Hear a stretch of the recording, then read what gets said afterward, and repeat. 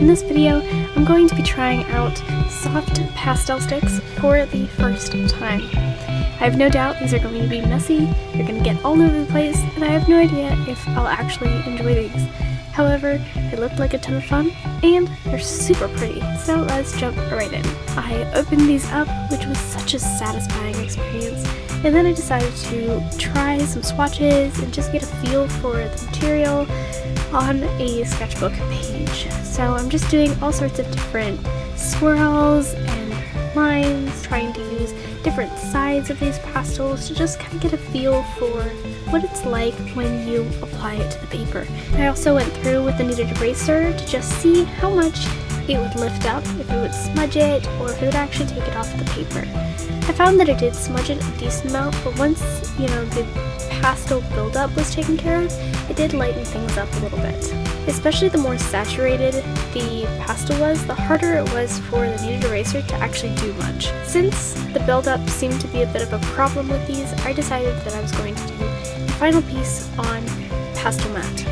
So I just really quickly took a bunch of photos of my betta fish. I took a photograph, but then I brought it into a drawing app, and in the app I worked on building up highlights and shadows and figuring out what parts that I wanted to really emphasize and what parts maybe I didn't want to keep.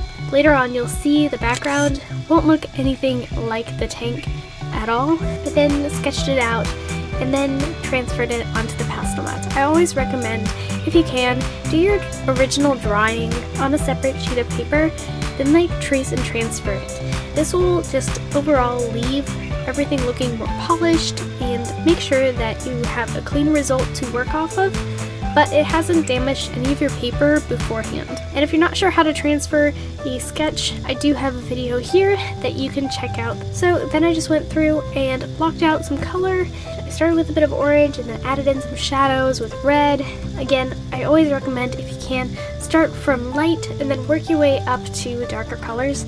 This will make it so much easier for you to build things up, and then if you make a mistake, it's a whole lot easier to get rid of something that was lighter than something that was dark. And I know that getting your darks in there eventually can feel really intimidating, it can feel scary, but really I encourage you, get those in there. Whatever it takes, get them in there, because this is the number one thing that is really just going to bring your drawing to life.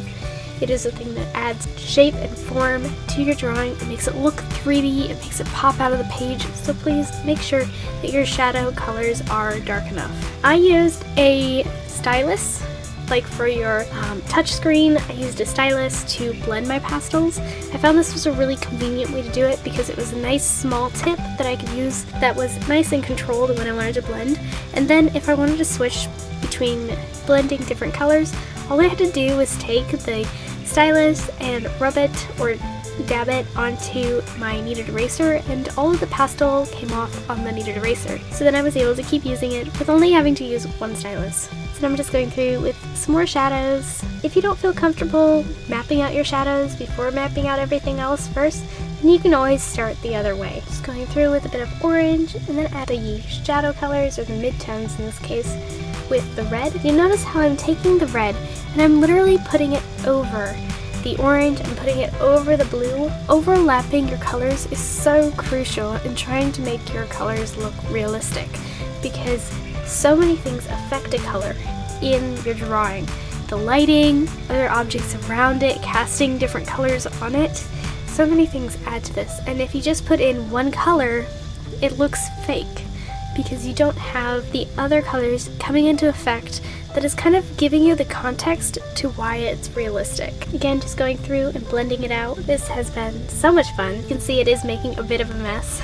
I continue to use my colored pencils, just emphasizing certain areas in the drawing that maybe I want a little bit more detail. For example, the body of the fish and the fins just seemed to blend together a little bit too much, so I took a purple colored pencil and just went over my darkest shadows under the body, right next to the fin, and then also used it again to just emphasize some more detail in the fins. You can see it's starting to take a little bit more form, which is super exciting. And then go in with the pink color to just add a little bit more highlight to those areas.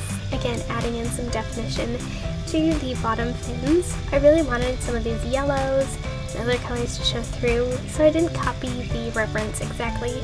Again, going in with that darker purple to add some shadows, and then going back in with that pink color to just add more of a lively color into the body of the fish.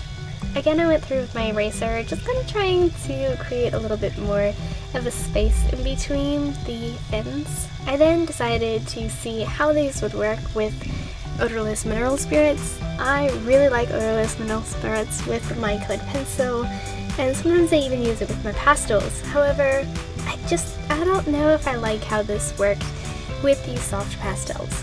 I think I liked the vibrancy that I had with them before I added the odorless mineral spirits. We'll see. Maybe I'll play around with it in a future video and see if there's a better way to approach doing odorless mineral spirits or solvents in general with soft pastels. Let me know down in the comments if that's a video you would be interested in seeing. You can see all along the edges of this fish, it just got really mucky and kind of dirty, and that's because I got pastel on like the side of my hand and then it smudged, and now it's just kind of everywhere. I definitely think that I'll probably fill in the background with just a bunch of random colors maybe, so that I can kind of work with that accident instead of really forcing the background that I wanted out of this drawing. When I am using the solvent, I am rinsing it off in between the colors because I don't want the colors to get muddied up. Even though I'm trying to blend the colors, I don't want them to necessarily be all together in one big combination, causing a muddy disaster. Another thing I decided to try with the pastels is to see if I could use the solvent directly on the pastel sticks to create almost a paint-like mixture. It didn't work, like not even a little. So then I jumped into the background, and for this I really wanted to lean into the solvent because I really wanted to see how the solvent could work with this. So I basically laid down a wash of solvent, kind of like you would with watercolor, just putting a layer of solvent on the paper, and then I went on top of that with the pastels, and as you can see they started to move around and blend into the solvent a little bit like watercolor, which I really like how this looks.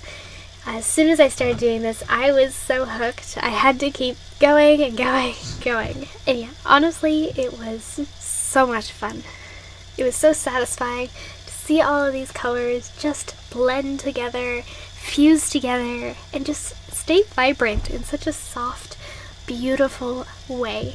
As I mentioned in a previous video, I did cut out part of this because I wanted to just draw off camera, so I finished the background off camera. I did go back through with my Posca markers, just kind of adding a little bit more detail and refining the edges with these markers to just bring this thing to its final completion. I am really happy with how this turned out, and I highly recommend you guys check out these pastel sticks. They were a ton of fun. I don't know that they are great, but if you're just trying to have fun, just trying something new, and you want something that's kind of loose, I think these are a great starting place. And as always, I will have a link to these down in the video description so that you can check those out there. Anyways, thank you for watching, and until next time, God bless.